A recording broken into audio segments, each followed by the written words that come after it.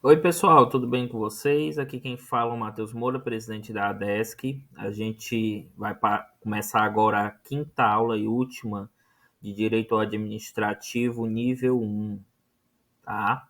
A próxima aula já é nível 2, pessoal. Então, essa é a última de nível 1, como eu acabei de dizer. Você que ainda não se inscreveu no canal, se inscrevam, curtam esse vídeo, ativem o sininho das notificações, assim todo vídeo novo que for lançado pela gente, você vai saber, vai estar chegando a notificaçãozinha para você. Então a gente vai falar, pessoal, vamos conversar sobre a administração direta, entrar mais a fundo nesse assunto, falar mais sobre. Vamos lá. A administração direta, pessoal, é composta pelas denominadas entidades políticas, também conhecidos como entes federativos. Em nosso ordenamento, eles são quatro: a União, os estados, o Distrito Federal e os municípios. A União, pessoal, caso fique alguma dúvida, é como o nome diz, o próprio nome diz, a União é o conjunto de todos os estados do Brasil. É o que a gente chama de União, tá? União, estados, Distrito Federal e municípios. Tais entidades estão expressas na Constituição Federal, mais precisamente no seu artigo 18, que assim dispõe. Artigo 18. A Organização Político-Administrativa da República Federativa do Brasil compreende a União, os Estados, o Distrito Federal e os municípios, todos autônomos nos termos desta Constituição.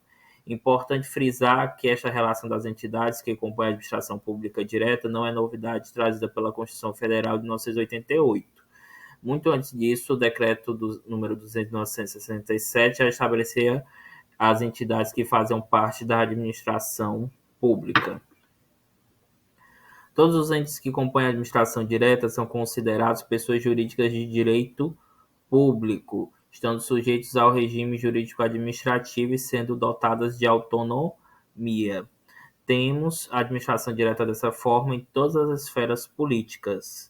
No âmbito federal, podemos citar exemplos de órgãos que compõem a administração direta: a Presidência da República e seus respectivos ministros de Estado, o Senado Federal, a Câmara de Deputados, o Congresso Nacional, o Supremo Tribunal Federal e respectivos tribunais federais, os juízes federais e cada uma das coordenadorias, secretarias e repartições dos respectivos órgãos. Na esfera estadual, a situação é semelhante com as devidas adaptações. A gente vai falar da administração direta do Estado, o governador e os respectivos secretários estaduais, os deputados estaduais, a Assembleia Legislativa, o Tribunal de Justiça, o Ministério Público Estadual, os juízes estaduais, cada uma das repartições internas dos mencionados órgãos. No âmbito municipal, gente, por sua vez, a relação oferece maiores dificuldades, com a ressalva de que não temos em nosso ordenamento a presença de poder judiciário exclusivamente municipal. As causas são processadas diretamente pelo órgão estadual, tá bom? Então, ainda assim, são exemplos de órgãos da administração direta municipal: o prefeito, os secretários municipais, vereadores, Câmara de Vereadores e o procurador do município. Continuando, pessoal, com o nosso assunto. A primeira informação que tem de ser bem definida, pessoal, é que as entidades que compõem a administração indireta são as autarquias, tá? Começando o assunto da administração indireta, as autarquias, fundações públicas, empresas públicas e as sociedades de economia mista. Ainda que posteriormente tenham aparecido as figuras das agências executivas, das agências reguladoras e dos consórcios públicos, a lista das entidades de administração indireta não foi alterada, permanecendo como lista taxativa. Então vamos falar sobre as disposições constitucionais, onde está previsto na Constituição isso que eu acabei de dizer para você. Vamos lá. De fundamental importância conhecermos o diploma constitucional referente à organização da administração indireta. Tal dispositivo encontra-se previsto no artigo 37, parágrafo 19 e 20 da Constituição Federal, que assim estabelece. Artigo 37. 19. Somente por lei específica poderá ser criada autarquia e autorizada a instituição de empresa pública, de sociedade de economia mista, de fundação, cabendo à lei complementar, neste último caso, definir as áreas de sua atuação. Então, vamos entender a diferençazinha. Lei específica pode criar diretamente uma autarquia ou autorizar a instituição de empresa pública, sociedade de economia mista e de fundação, cabendo a uma lei complementar definir as áreas de atuação. O parágrafo 20 depende de autorização legislativa, em cada caso, a criação de subsidiárias das entidades mencionadas no inciso anterior, assim como a participação de qualquer delas em empresa privada. Continuando. Disposições constitucionais. Para a criação de uma autarquia é necessária apenas a edição de uma lei específica. Para as demais entidades, ao contrário, lei específica apenas autoriza sua criação, sendo necessário ainda que o ente político promova a inscrição dos atos respectivos no registro público competente. Importante mencionar que a lei específica em questão deve ser de iniciativa do chefe do Poder Executivo do respectivo ente federativo. As autarquias adquirem personalidade jurídica com a edição da lei específica. As demais entidades com registro público de seus atos constitutivos. Um cuidado maior deve ser dado às fundações, ainda que o texto constitucional as relacione ao lado das demais entidades com personalidade jurídica de direito privado, sociedade de economia mista e empresas públicas. O FTF, o Supremo Tribunal Federal, né, o FTF, já se posicionou, o STF, desculpa, já se posicionou no sentido de admitir que as fundações também possam ser criadas com personalidade jurídica de direito público, oportunidade em que seriam classificadas como espécie de gênero autarquia, mais precisamente como autarquias fundacionais ou fundações autárquicas. Então vamos prestar atenção nessas diferençazinhas, tá bom? As autarquias adquirem a personalidade jurídica edição de lei específica e as demais entidades com registro público dos seus atos constitutivos. Continuando.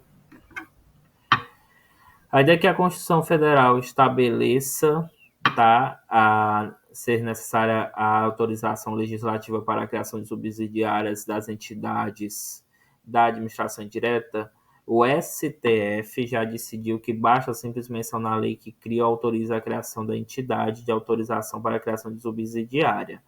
Exemplo, caso o município de Cuiabá resolva criar uma autarquia e queira futuramente criar subsidiárias dessa autarquia, basta que a lei específica que tenha autorizado, criado a autarquia, disponha alguns de seus artigos que fica autorizado desde já a criação das respectivas subsidiárias. Evita-se com isso a necessidade de nova edição de lei específica com o único propósito de autorizar a criação de subsidiárias das entidades da administração indireta. Um cuidado maior deve ser dado no que se refere à participação das entidades da administração indireta no capital de empresas privadas. Neste caso, obrigatoriamente devemos ter edição de uma autorização legislativa para cada uma das situações. Então, pessoal, uma dúvida muito frequente o Estado pode criar autarquia, o município pode criar autarquia? Pode, como a gente viu nesse exemplo aqui, tá? O poder federal, né, pode criar, a União pode criar autarquia? Pode. O poder estadual pode, o poder municipal pode criar uma autarquia para si, tá? Para a execução, tá? Das suas funções, das suas competências. Então, pode sim, é possível, tá? Caso alguém tenha essa dúvida, tá bom? Então, a gente tem exemplo de autarquias federais, autarquias municipais, autarquias municipais. Disposições constitucionais. A parte final do artigo 37, inciso 19, prevê que lei complementar estabelecerá as áreas de atuação das fundações. Como veremos em momento oportuno, as fundações públicas podem ser tanto de direito público como de direito privado. Para ambos os tipos de fundação, a regra da necessidade da edição de uma lei complementar é aplicada. No entanto, não podemos confundir as fundações públicas de direito privado com a de direito privado com as fundações privadas, estas que não fazem parte da administração pública, sendo reguladas por isso pelo direito civil, não necessitam da edição da mencionada norma, tá bom?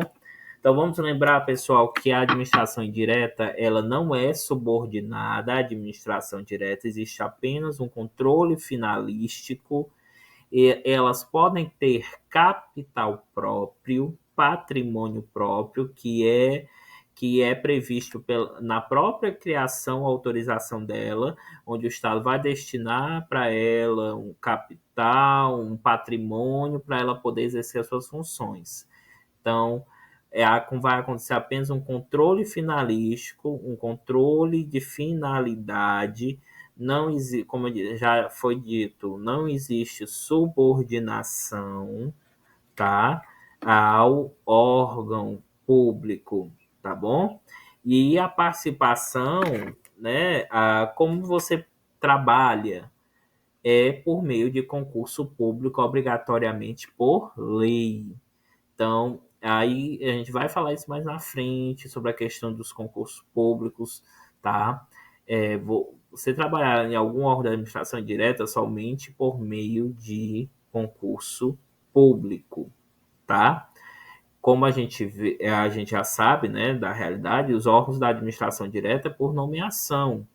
Você é nomeado para participar, né, de algum órgão, na maioria dos casos, como nos órgãos do Poder Executivo. Mas a administração direta, né, uma das as formas, né, de trabalho, de participação, de trabalhar no órgão da administração direta, é concurso público. Então, não existe subordinação, controle finalista, concurso público, patrimônio próprio, patrimônio, receita próprios, tá? E ele vai prestar contas, né, ao Tribunal de Contas, né, das suas questões financeiras, tá? Então, ele tem várias características bem específicas, tá bom? A administração indireta. Então, pessoal, é isso. A gente terminou o nível 1, tá? De direito administrativo.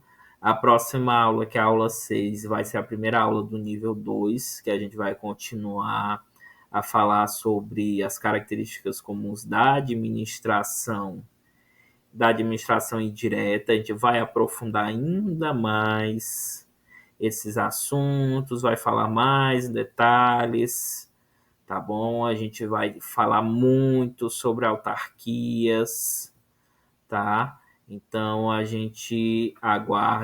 eu aguardo vocês na próxima aula, tá?